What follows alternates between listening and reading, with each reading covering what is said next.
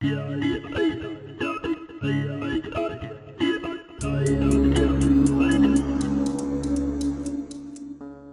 France, on vit plus vieux mais souvent avec une période de vie marquée par la maladie, voire l'incapacité.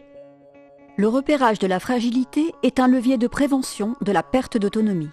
Pour le docteur Garnier, médecin traitant à Descartes, l'entourage de la personne âgée joue un rôle déterminant dans ce repérage.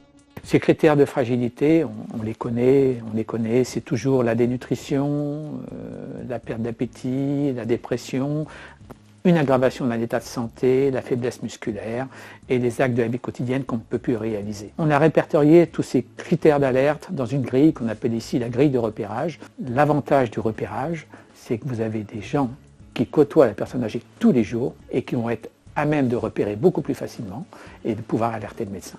Ça, c'est une aide qu'on donne aux médecins et ça, c'est très utile. L'enjeu est capital. On est là dans la prévention gériatrique, c'est-à-dire que nos petits vieux, il faut prévenir les problèmes, les carences, les problèmes de santé avant que ça ne dégénère. Et avec la polypathologie et la polymédicamentation des personnes âgées, ça va très vite. Grâce au repérage de la fragilité, le médecin traitant définit un plan d'action adapté et personnalisé pour son patient. Objectif, maintenir la personne âgée le plus longtemps possible à son domicile.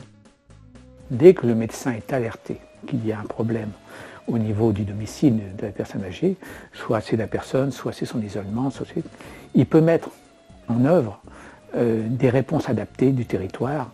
Ça va être l'éducation thérapeutique, ça va être l'hospitalisation de jour, ça va être plein de choses qui vont aider le médecin traitant dans sa prise en charge médicale et médico-sociale.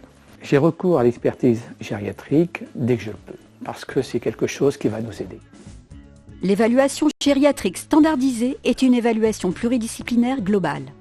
À Loches, le docteur Morillon concentre l'ensemble des examens sur une journée en hospitalisation de jour, ce qui permet aux patients de se déplacer une seule fois pour un bilan complet.